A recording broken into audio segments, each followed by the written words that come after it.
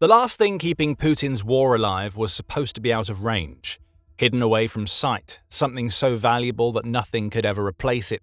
But Ukraine found it, and Ukraine hit it. France built it, Ukraine mastered it, and Russia lost everything in one strike as deadly SCALP missiles have decapitated a hub filled with the most important weapons that Russia has.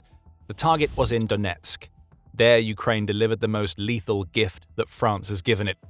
Hidden away in the Donetsk airport was something that Russia can't do without. Drone storage facilities have started popping up all over that airport, and those storage units are key to Russia's rear-focused strategy. Launching Shahid drones from Donetsk, rather than from inside Russia itself, means that those drones have less distance to travel before they reach their targets. Less distance means fewer chances for the drones to be taken out by air defenses or diverted by electronic warfare. It's a simple equation. The closer the drone launch point, the more damage done by strikes. But Ukraine has put an end to all of that. On April 14th, it unleashed a strike combining several types of munitions to put an end to the drone storage facilities that Russia has built at the Donetsk airport. In an operation conducted by the Ukrainian Air Force, French-made SCALP missiles tore through Russia's most important Donetsk assets, and they were joined by another weapon that we'll be revealing in just a moment. First, the strike. The General Staff of Ukraine's armed forces explained what happened in a Telegram post revealing the strike. Our forces targeted storage facilities for strike unmanned aerial vehicles, UAVs, near Donetsk airport in the temporarily occupied territory of the Donetsk region, the General Staff declared, before sharing the reason why this strike was so important. The defense forces of Ukraine will continue taking measures to reduce the offensive capabilities of the Russian occupiers and to stop the armed aggression of the Russian Federation against Ukraine. This is all about weakening Russia in the rear so that its offensives on the front collapse, and Ukraine left no doubt at all about the success of its strike. Getting ahead of the inevitable attempts by Russia to claim that its air defenses destroyed Ukraine's missiles before they did any damage, the General Staff shared a video proving the success of its strikes. It's not a long video, lasting about 20 seconds. It showcases all that we need to see to know that Ukraine did what it said it did. 2 targets are circled, presumably being filmed by a reconnaissance drone flying overhead. Then a massive explosion. The first target goes down, followed seconds later by another huge explosion, taking out the second. Later, we see the aftermath. 2 smoldering wreckages where there used to be drone storage facilities. Ukraine just scalped the Russian military in Donetsk, and it chose the perfect weapon to do it. French-made SCALP missiles, which are the same as the Storm Shadow missiles made in the UK, have been in Ukraine since 2023. Ukraine can deploy them from modified Su-24M aircraft, and it has used the missiles to attack many Russian military assets, including warships, logistics hubs, airfields, and now drone storage facilities. Launchable via air, ship, and submarine, SCALP missiles have a range of between 140 and 550 kilometers, or 87 and 341.7 miles, depending on the variant. They all carry a high-explosive penetration warhead weighing 400 kilograms, or almost 882 pounds, which makes them perfect for use against hardened shelters that contain weapons that Russia needs to weaken Ukraine. These are powerful, short-range cruise missiles, and Ukraine has proven how effective they can be for years. Other nations already knew long before Putin invaded Ukraine. Beyond France and the UK, Italy, Greece, Saudi Arabia, and the United Arab Emirates, or UAE, have all bought SCALP or Storm Shadow missiles for their own arsenals. As a side note, those last 2 nations could come into play later in the war.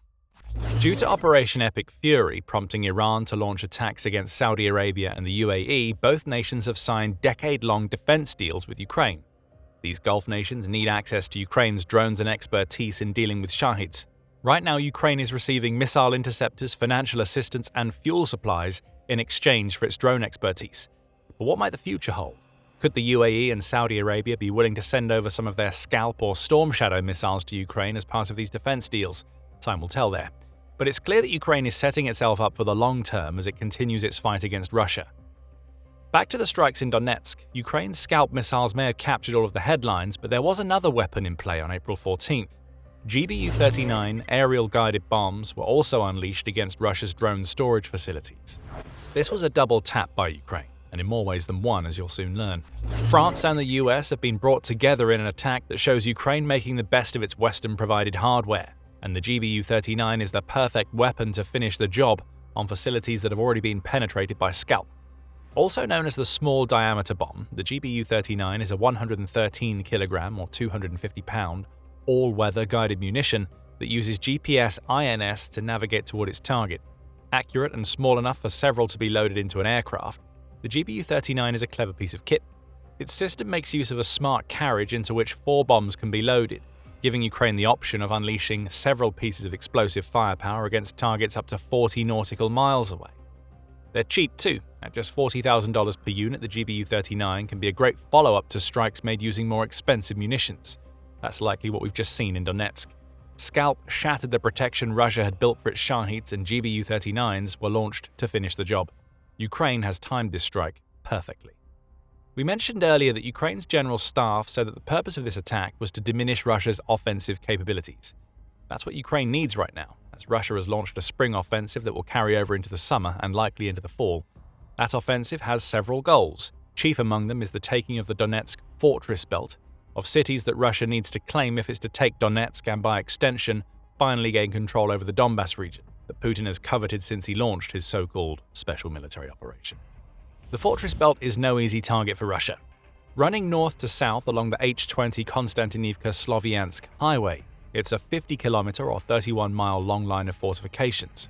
For over a decade, Ukraine has been spending time and money on reinforcing the belt's defenses, all in anticipation of the acts of aggression that would come from Russia.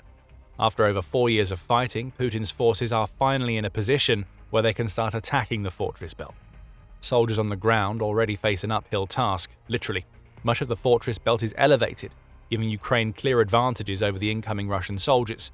Using drones, Ukraine can see these soldiers coming and pick them off in the vast kill zones that surround the fortress belt cities. For Russia, anything that could be done to weaken the fortress belt from the inside is essential to the success of the spring offensive. Shahids would have been key. These long-range drones could have been fired from the Donetsk airport into the fortress belt, creating panic and damaging Ukraine's defenses. But now Russia's Shahid drones in Donetsk are gone, and with them goes any hope that Putin's patsies on the ground may have had that the fortress belt could be weakened before they attempt their assaults. They're going to be coming up against Ukrainian forces that are ready for them at every turn, as Ukraine has unleashed a mid-range campaign against Russia that is having clear effects on the spring offensive. Before we get to that, we mentioned earlier that Ukraine pulled off a double tap in more ways than one. It wasn't just the use of SCALP and GBU-39s that would have Russia scrambling at the Donetsk airport. Ukraine's April 14th strike is so important because it's a follow-up on what Ukraine has done at the airport before. That makes everything so much worse for Russia, and by the way, you are watching The Military Show. If you haven't subscribed yet, now is the perfect time to hit the button to ensure that you never miss one of our videos. Let's rewind to March 7th. On that day, the news broke that Ukrainian forces had pulled off a precision strike against a Russian drone facility at the Donetsk airport during the early hours of the morning.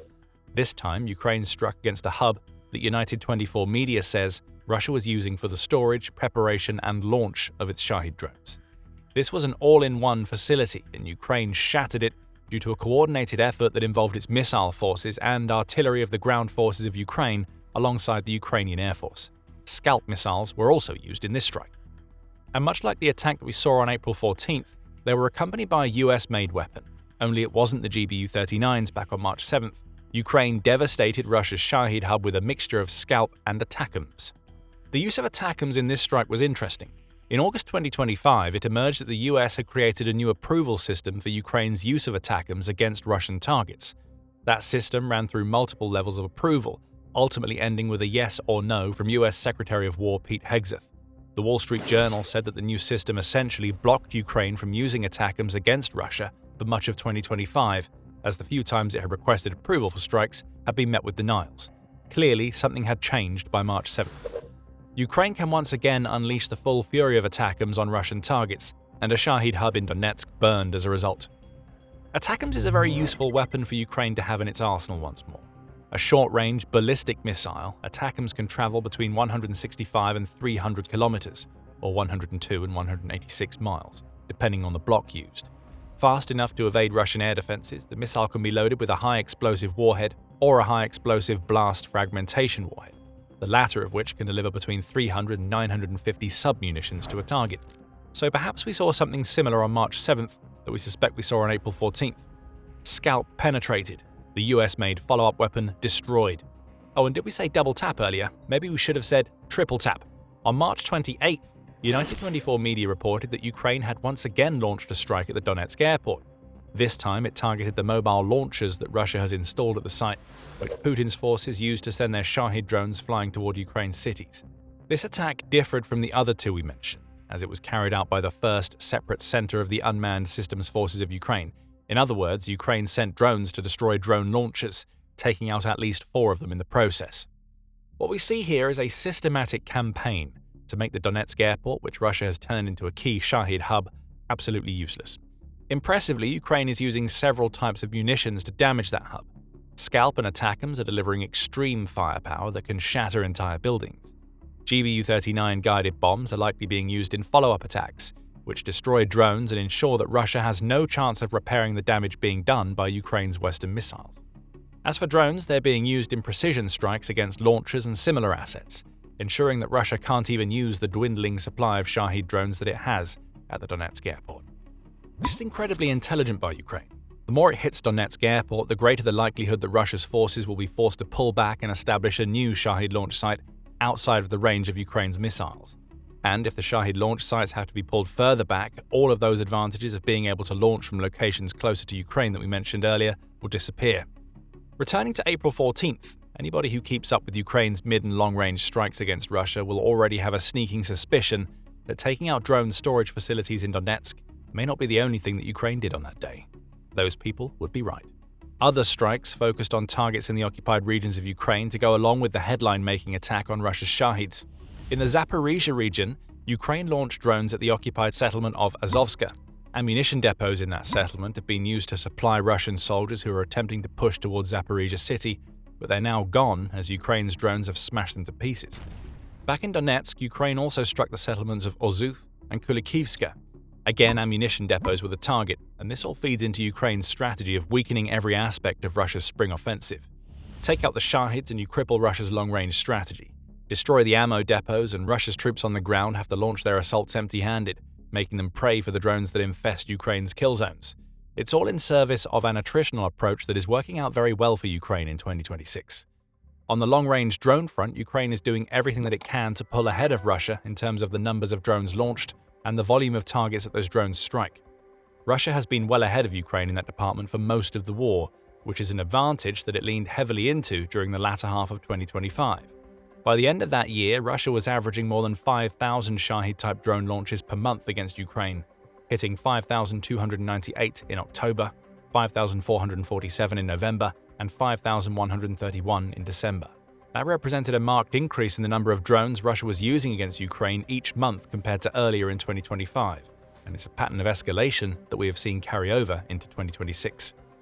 Reversing that pattern is Ukraine's goal, which is where the strikes against Donetsk come into play. Russia is still trying to escalate, and it's succeeding. In March, Ukraine's Air Force said it faced 6,462 drones launched by Russia, which is an even higher figure than we saw at the tail end of 2025. But something has changed. Two somethings, actually. First, Ukraine's interception rate of Russia's Shahid-type drones has rocketed up since the end of 2025. Of the 6,462 drones that Russia launched in March, 5,833 were taken out before they hit their targets, which gives Ukraine a 90% interception rate. Now, remember what we've said about the Donetsk airport site and its proximity to unoccupied Ukraine. By taking out the Shahid storage facilities in Donetsk, Ukraine forces Russia to launch its Shahids from a greater distance, which creates more opportunities to take those drones down. Look for Ukraine's drone interception rate to push past 90% in April. If it does, we'll know that Ukraine's strategy is working. The second something is the last thing that Putin will want to hear. Russia's leader has relied heavily on long-range drones to do the work that his ground forces are failing to do. The larger number of drones that Russia was able to launch was something that Putin could hold over Ukraine's head for years. Not anymore. The same March that saw Ukraine achieve its 90% interception rate was also the month where Ukraine came out on top in the long-range drone race for the first time. Russia's Ministry of Defense inadvertently revealed itself by reporting that it has downed 7,347 Ukrainian drones during the month. That's a lot more than Ukraine reports Russia is firing, and it tells us that Ukraine has blown past reaching parity with Russia on the long-range drone front. Ukraine now has more long-range drones than Russia, and it's using them. The Donetsk strike was an example of the new advantage that Ukraine has developed on the battlefield. As Russia was ramping up its long-range campaign toward the end of 2025, Ukraine was working hard on developing a new generation of mid-range drones that would allow it to cover every aspect of the drone game. Short-range FPV drones are tearing Russia's soldiers up on the front lines. Long-range drones and missile drone hybrids are striking deep into Russia itself, smashing the Russian war machine from the inside. And now mid-range drones are allowing Ukraine to launch strikes against Russian positions in the occupied territories without having to expend more expensive long-range drones to do so. Those mid-range drones are joining the Western missiles and guided bombs, which have similar ranges, to wreak havoc on the Russian near rear. Ukraine's mid-range strikes allow it to hit the occupied territories and Russia's border regions with greater frequency and more power than ever before. The numbers are tilting in Ukraine's favor. Now, as it unleashes more missiles at Russia's drone storage facilities in Donetsk, Ukraine is the country that is leaning more heavily into a drone advantage that Russia has held up until this point. And there's one more element of what Ukraine pulled off on April 14th that is worth mentioning. Ukraine's strikes showcase exceptional coordination and an increasing ability to use different types of munitions to inflict maximum damage on Russia. We see that in Donetsk itself, where Ukraine used missiles and guided bombs to take out drone storage facilities, along with drones to destroy ammo depots in Donetsk. These are multiple strike methods used as part of a single operation, which suggests a high level of coordination between different departments of the Ukrainian military. What this means is that Ukraine can expand the overall scope of its attacks, which places huge pressure on Russia's air defenses. Where should those defenses be placed? What should they try to target? These are questions that Ukraine is now forcing Russia to answer in real time as strikes are happening. Often the answer is that Russia tries to spread its air defenses too thin, which allows Ukraine to hit multiple targets. But even if Russia focuses its air defenses on one target, it leaves another exposed. Putin's forces get put into a catch-22 situation.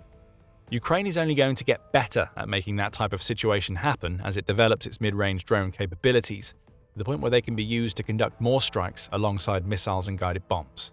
And while Russia is trying to deal with what Ukraine is sending into the skies over Donetsk, it has even greater problems on the ground. We've mentioned how these types of mid-range strikes weaken Russia's spring offensive in Donetsk. There's plenty of evidence that this is already happening. Something is ripping through Russia's troops like never before, and the numbers tell the tale of a Russian offensive that has collapsed before it ever got started. Find out more in our video. And if you enjoyed this video, remember to subscribe to The Military Show to see more of our coverage of Ukraine's latest strikes against Russia. And thank you, as always, for watching.